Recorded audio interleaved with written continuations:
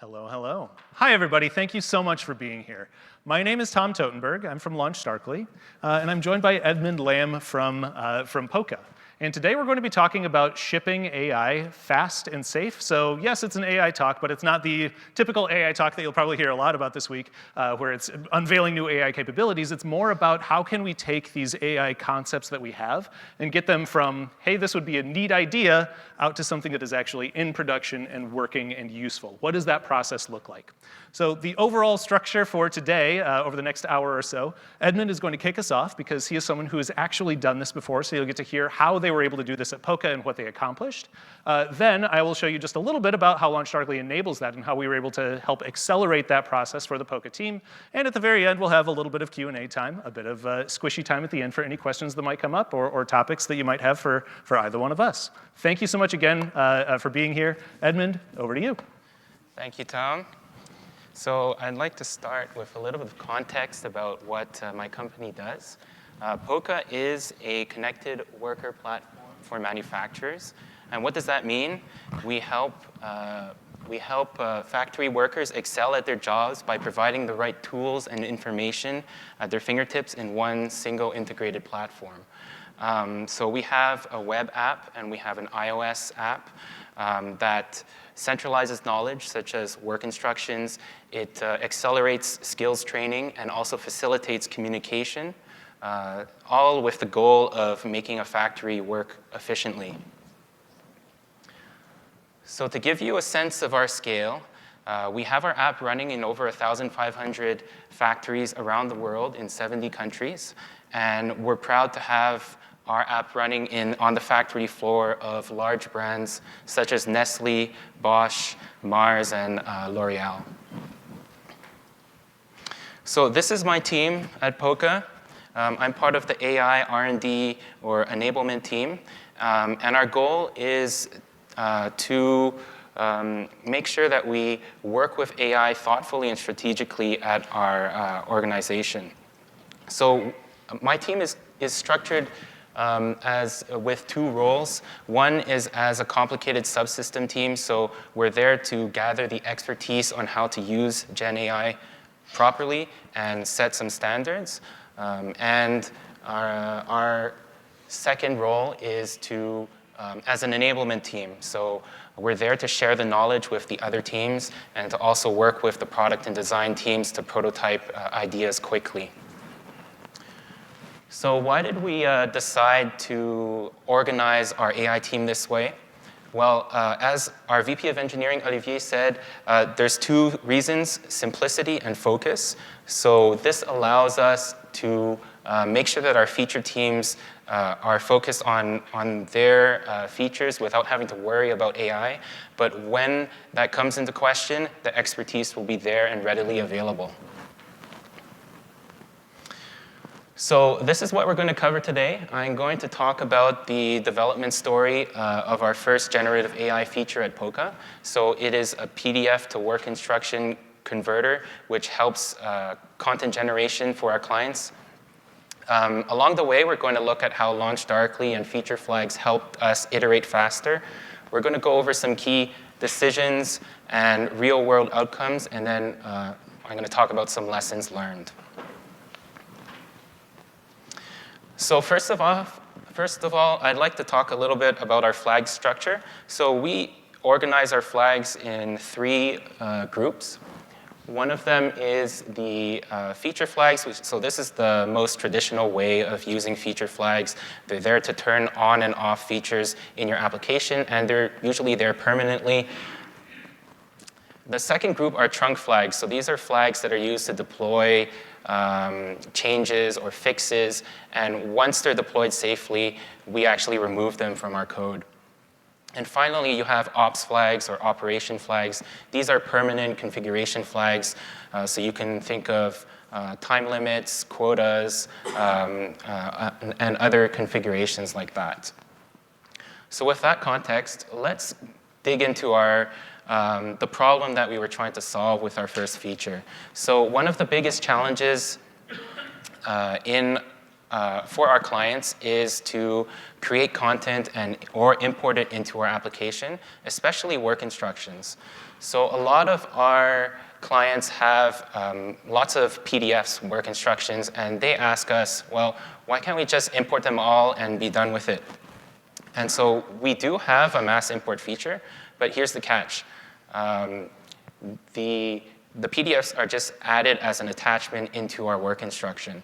So if they wanted to create the work instruction natively in our app, they'd have to manually copy and paste things over, and that takes a lot of time. So we asked ourselves, OK, how can we make this better? Is there a way to make it faster and maybe have a better result? So this is our vision for the new process. We said, OK, I can picture myself taking some PDFs, dragging them over here, hitting the generate button, and then after a little while, we'll have some work instructions in the native format of Poca ready to review. So how does this help us? Well, here's what we considered. First of all, it's going to be faster. It's going to take less effort. Second, we will be able to extract the images from the PDFs. And this is also a time saver because often our clients would have to retake photos or try to find them wherever they left them on their computer and then re-upload them. So that was also extra time. And finally, if their content is in our app in a native format, it would set a stage for other AI features, such as using retrieval augmented generation to find novel ways to interact with these work instructions. But let's not get ahead of ourselves. We had a vision, but we need to figure out if we can get it to work. So how did we manage to do that? Well, I'll take you along the process. We started with some prototyping. Then we created a proof of concept as fast as possible to get it available internally. And then we moved on to beta testing with real users. And in the next few slides, I'll illustrate the whole process. So here's an example of a work instruction that we're dealing with. This over here is a lockout tagout procedure. And essentially what it means is it's instructions on how to shut down and safely lock up equipment for maintenance. So you can see that it's a pretty complicated structure over here. You know, there's the table formats, there's images. And so my first question was, OK, can the generative AI models of today, can they understand this kind of PDF? So what I did is I took the PDF, I dumped it into a chatbot, and I said, please summarize this for me, and it was perfectly able to do that. So this gave us the confidence that Gen AI models right now have the understanding, they can understand these PDFs, and our goal is basically to take that understanding and put it into our app. So the first step was to generate a prototype. We made a script. We extracted the content of the PDF. We sent it to an AI, and we asked it to structure it in the structure of our work instructions in Poca. We got back a payload, a JSON payload, and then we posted it manually to our application, and it worked. But it wasn't pretty, right? You can see here that there's the equipment, and it's a list of equipment, but it got split between the equipment needed and the caution section, so that doesn't really make sense. So we had some work to do over here. So our next step was to create a proof of concept, get it into our app as soon as possible with the goal of having as many people internally test it out so that they could help us improve the application. So we created a very simple UI over here. It doesn't look very pretty, but all the components are there. You have the ability to drag and drop your files. You have the generate button, and when you click the generate button, eventually you'll receive a notification saying that, OK, your work instruction is ready to review. On the back end, we took the script, we put it into our back end code, and we got it to work. So with that internal testing, we improved our conversion quality. So you can see here that we now are importing the images, and there's some nicer formatting. And you can see that this table structure that we had, we were able to get the AI to format it in a nice list over here. So from there, we decided to move on to have a beta with real clients. And there were two main goals of this step. The first is to clean up the UI. So here you can see that it's much more presentable. And then the second part is to redo the architecture, not use our prototype script anymore. So when you hit the generate button now, you'll eventually get into a AWS Lambda. And on the next slide, I'm going to talk to you about our architecture. So over here, here's our content AI microservice architecture. And I'm going to start with saying that it has three characteristics. The first is that it's asynchronous. The second is that it's serverless. And the third is that it's scalable. So I'm going to go over the components, and you can think about how these apply. So we start over here on the box on the left, which is Poca. It's our main application. When a user drags and drops PDFs, they get uploaded to a bucket in Amazon S3. Then they will make a request to convert these PDFs. This goes into an AWS API gateway. It ends up in our Lambda API. And this Lambda over here will take the PDF object IDs. It will add them to a queue in SQS and then return immediately saying that, OK, I got the PDFs. You're good to go. I'm going to convert them. Now, if there were several PDFs in a request, what we're going to do is we're going to fan out so that each message going into the queue is one PDF. Okay? On the other side of the queue, we have the content AI worker. And this worker is going to be pulling messages from the queue one by one. And it will go and get the PDF from S3. Then it will do the conversion logic, which involves making requests to Amazon Bedrock for foundational models to do the AI intelligence part. And then finally, once we have our payload, we save the payload back to S3.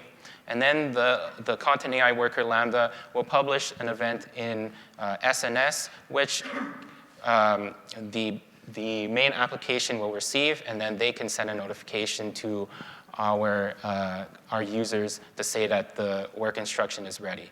So I said that there were three characteristics. It's asynchronous because we send the request, we accept the request, and then the user can continue while the request processes asynchronously. It's scalable because our workers that are feeding off of the queue they can scale based on how many messages there are in the queue. And finally, it is serverless because we are using Lambdas. And so if there's no conversion request coming in, we're not running any compute. So I'd like to go back to how we use feature flags and how it enabled rapid iteration. So we had a main feature flag for this new feature. And this was important because it allowed us to commit code directly into our main branch. And this main branch is being deployed daily. So we were able to do that safely without having the feature pop up without us doing it on purpose. Secondly, we have ops flags that are not directly related to the AI feature, but they're related to the parts surrounding it. So, how big a file are we allowed to convert, or how many files per request can we send at the same time? Finally, we have some more AI-specific ops flags. So the system prompt, the user prompt, we can change with a feature flag. We can change the model that we use with a feature flag. And so in the next few slides, I'm going to talk a little bit about that. So in Amazon Bedrock, you have access to many foundational models. The ones that we were using were the ones from Anthropic Claude. And there's 3 tiers of models that you can use: Haiku, Sonnet, and Opus. They all have their trade-offs. So for example, Haiku is very fast, it's cheap, but it can't understand very complex instructions. On the other side, you have Opus. It's expensive and slow, but it's able to understand quite complex instructions. And then you have Sonnet, which is there in the middle. So with LaunchDarkly and feature flags, we were able to quickly switch between these models and test them out. And we could even stand up 2 instances of our application, one pointing to Sonnet, one pointing to Opus, and then see how the quality differs between the 2 models. So when we were testing, how did it go? Well, we found that Sonnet was just a little bit not good enough for some of the more complicated conversions. And Opus was good, but it was slow and it also was expensive. So this kind of put us in a bind. We didn't really know which one to go with for a while. So what did we do? Well, luckily for us, around the same time, Anthropic released their new model of Sonnet. So 3.5 Sonnet came out in June of 2024. And it was available in Amazon Bedrock the same day. So the very next day, we were able to just switch a variation on our flag to point to this new 3.5 Sonnet and test it quickly. And we tested it compared to Opus. And how did it go? Well, Sonnet was good, just as good, if not better, than Opus. And it was 5 times cheaper and faster, so it was pretty much a no-brainer to go with Claude 3.5 Sonnet. So we talked a little bit about models. Let's talk about prompts. And there's a lot of text here. You don't have to read it all. What I have it here for is just to show that our prompts change over time. And I'll give you a bit of more context about this. When we started testing internally, some of our colleagues naturally started red teaming the feature, trying to see what they could do that it's not supposed to do, try to add some prompt injections or other things. So what we did is we added a step before, we called it a prompt hacking detection step. And the job of this step was to take the content of the PDF and send it to an AI and ask the AI, hey, are they trying to do a prompt injection? Are they trying to do something that we're not supposed to do? So over here, I'm going to show 2 changes that we made along the way as we were iterating on this prompt. The first was, at the beginning, we were returning a 0 if the prompt was safe, and a 1 if the prompt was unsafe or adversarial, as we would call it. Later on, we changed that output to JSON, so we had the AI return some JSON so that it could return some more than just one attribute. We could even tell it to return a reason if it said that it was adversarial. And secondly, we added some examples. So these examples would help show the AI what kind of prompts, what kind of content was adversarial or not, and hopefully help reduce the amount of false positives or negatives. So we thought we had a pretty good security prompt. But how does it stand up to real-world usage? Well, let's take a look at one of the PDFs that our clients uploaded. Let's talk a little bit about guillotines. And I'm not talking about the ones up there that were used in the French Revolution. Guillotines are actually precision cutting instruments that are used to cut things such as, over here you can see that they're cutting snack bars and not starting a revolution. So over here, our client uploaded a PDF, and the title of the PDF was Clean, Inspect, and Lubricate the Guillotine. And the AI said, this is an adversarial PDF. It's trying to do something that's violent, and it could harm some other people. So we had some trouble with this one. No matter what we tried, the AI was saying, nope, I don't want to have anything to do with it. And we also didn't want to put something really specific, like, guillotines are allowed in the workplace. And the reason why would be it wouldn't generalize to other situations. So how did we solve this? Well, I'll show you in the next slide. We gave the AI an outlet for its concerns. So before, we were saying, okay, give me back two attributes, adversarial and a reason. And what we did is we said, okay, well, actually, you can give us a third attribute called violent, and you can tell us whether the content is violent or not. And on our side, what we did is we just conveniently forgot the violent part, and we focused on the adversarial part. And if the AI said, oh, it's not adversarial, but it's violent, we would say, okay, well, we're just going to convert it anyways. So this allowed us to work around the issue.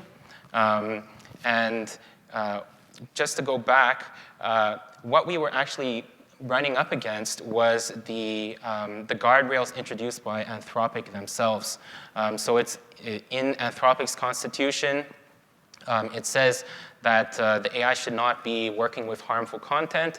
The AI was expressing this by labeling the content as adversarial. But when we put this extra violent attribute, it allowed us to work around the issue, but still respect the guidelines of the AI. So we talked a little bit about models, managing models in feature flags, managing prompts in feature flags. I'm going to go back to more of the more traditional way to use feature flags. This is the flag that we actually use to roll out the content to our feature to our users. So I'm going to walk you through it. At the top, you can see that there's a development and a production environment. On the development side, we just turn the flag on for everybody. Anybody could use it. On the production side, by default, we disable it, and then we have some whitelisting rules. The first whitelisting rule that I'll talk about is the one that says enable internal demo instances. So for our customer-facing teams, we let them show it off to our clients. And then there's another rule over here, which is for our beta, where we point it towards a segment. And in this segment, there's rules that target specific users so that only those users within their instance can test the feature out. So how did our beta go? Well, we managed to get 20 logos and 50 people from those logos. And they all did over 1,000 conversions. And what was really cool was the amount of time that they saved. So before using this feature, they reported that it took over an hour to do these PDF, to import these work instructions into Poca. And after using our AI feature, it would take around 15 minutes. So that was over a 75% savings in time. And I'd like to share another story related to the beta. There was one client that was really doing a lot of PDF conversions. They had done, even after the beta finished, they had done over 300 in around a month. And I went to talk to the customer success manager, and he gave me this story. They had been working on their first production line in their factory, setting up the training content and the work instructions, and it took them around 5 months to set up that one production line. Now, for the second line, they had access to our AI feature, and with that, they dropped the setup time to 3 months, and that worked out so well that they decided to expand to another plant, and they're estimating that it's going to take 2 months to do all that setup. So you can see that it's really bringing real value, even at a beta phase.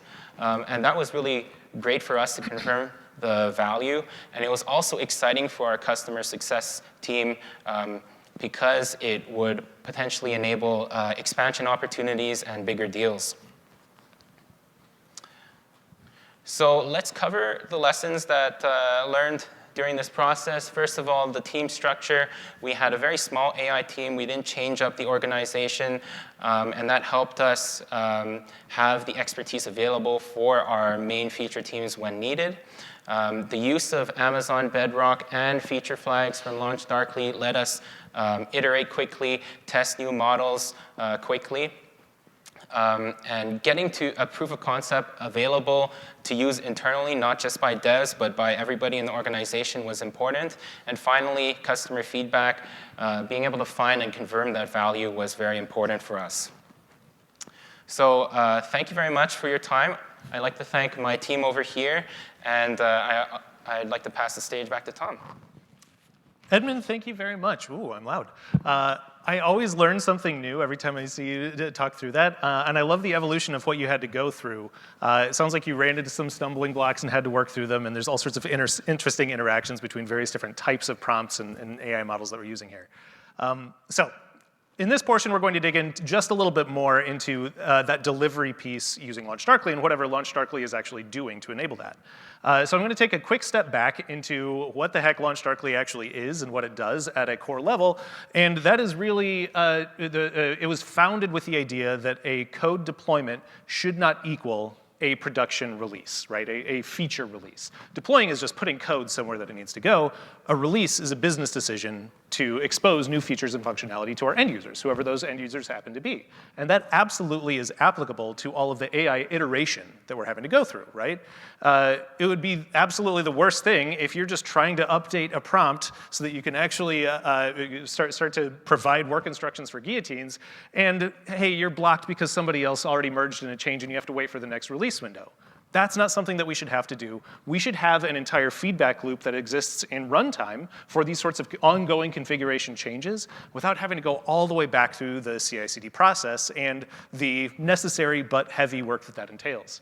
So there's a couple of things that we specifically wanted to tackle with AI. Number one was the manual processes. So all of that iteration that is going to happen on an ongoing basis as new models emerge, as new providers emerge, all of those, we should be able to respond quickly. Like Edmund and his team were able to, as soon as 3.5 Sonnet came out, the next day they were using it, they were not blocked by some sort of CI/CD process, right? The shifting landscape, with all of the new models being released, we have to be able to iterate quickly, just like I described there. And it's not just about that delivery, though. In the bottom left here, we also should be able to get signals back. How is this performing? Both from sort of an engineering type basis. So is this blowing up our compute costs or our provider costs here? Is this degrading latency? But also from a value perspective. So are people actually using this well? Are they giving it the thumbs up or thumbs down? And making sure that we're able to measure those both on an engineering and business sort of front, again, to sort of complete that feedback loop without having to go all the way back through the deployment process. So that is actually something we'll be able to walk through today. I can actually show this to you if I hit the right button. Boop. Yeah, great. So what we are actually looking at here is I've got a little chatbot over on the left. And on the right-hand side, we're going to see what is sort of an event stream of data that is coming from LaunchDarkly, getting delivered by that, and also metrics that are getting reported back up to LaunchDarkly, that sort of telemetry and measurement that we want to take a look at. My computer's going to go to sleep, and I'll wake it back up. There we go. And I'm going to ask it, how can I safely cut snack bars at an industrial scale? And right now, what we are delivering here is an AI model that is an expert in the ins and outs of industrial manufacturing, and it gives us sort of what we would expect, right?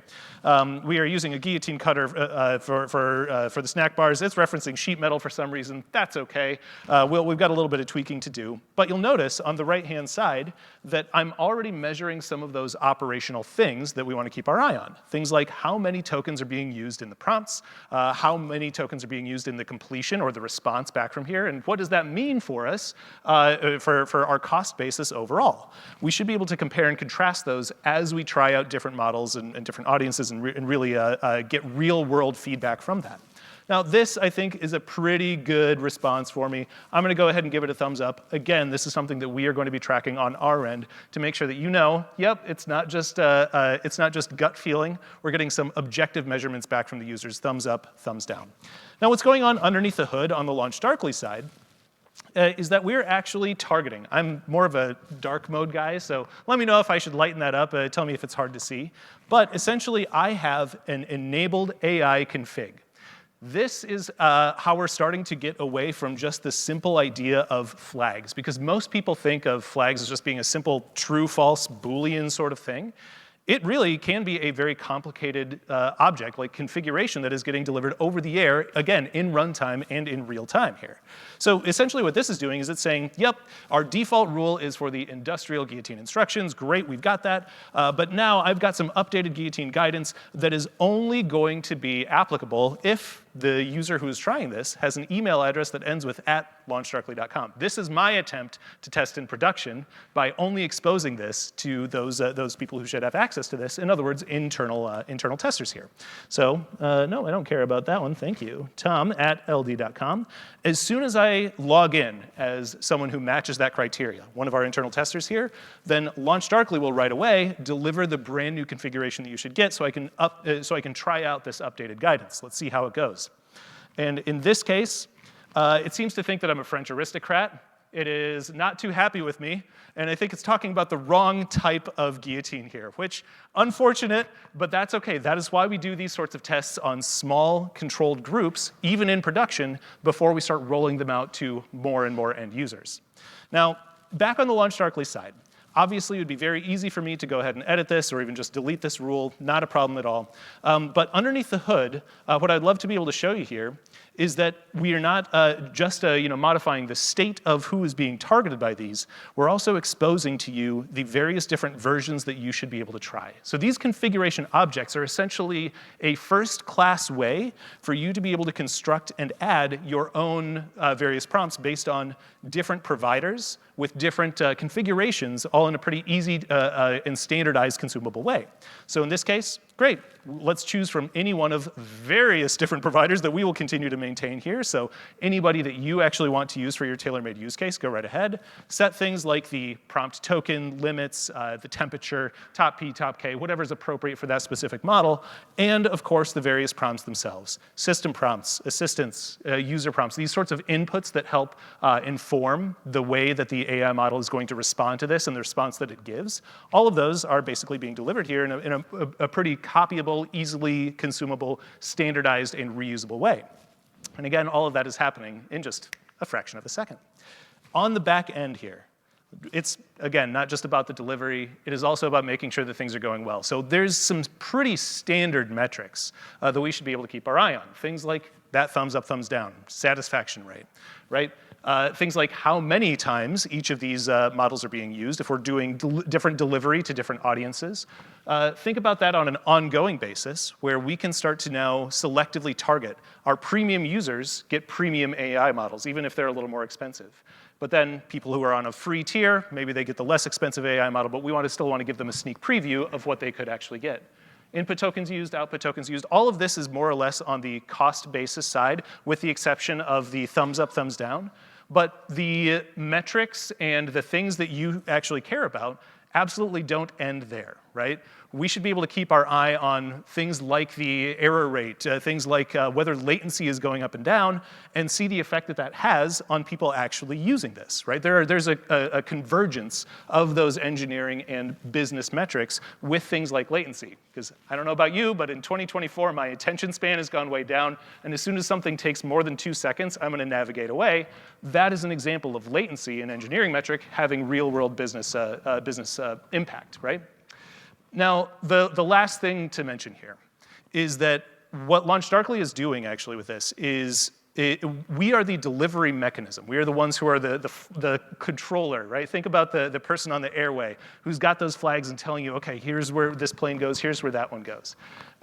Because we have that contextual awareness, because we're not just turning it on for everybody, we are actually delivering this in a way that is aware of who is actually consuming this. That means that the measurements coming back are also contextually aware. And so because of that, we're able to do things like automated notifications of regressions. So if you start rolling something out to 5% of your iOS users who are based in California, and only that group is noticing a particular regression and everybody else is not noticing that regression, we'll be able to catch that because we're the ones who are aware of who is receiving which experience and seeing if there's patterns between those who are experiencing the regressions and those who are not. So think about this once again, just abstracting away from flags, abstracting away from AI configs even. This is all living, breathing, runtime responsiveness, just getting delivered with that configurations, with flags, everything from the typical release safety all the way to ongoing operational AI needs like we're talking about here. At the very end here now that we're going away. Hey, we're back, great. This is the end of the presentation portion. We are going to be here for some Q&A, though, both for Edmund as well as myself. And so I think there's somebody in the back, probably. There's Steve right in the back who's going to be getting a microphone. If you've got questions for us, now is absolutely the time. We'll be able to bring the microphone around. But thank you once again for attending here. LaunchDarkly is down in booth 1970, so please come check us out if you're interested in seeing more and seeing how that might apply. But to begin with, actually, Edmund, I've got a question for you, which is, what are you working on next, now that you've nailed this part? So we started with PDFs to work instruction. We have some other features that are very similar to that. So one of them is just taking images and stitching them together into a work instruction. Even cooler one is we're taking videos now, and we can upload a video, we can provide a little bit of context, and it can create a work instruction from that video. And then we have like a very typical RAG ask a question, that something like you showed over here as well. Cool. Multimodal in that case. Yep. Cool. I love it.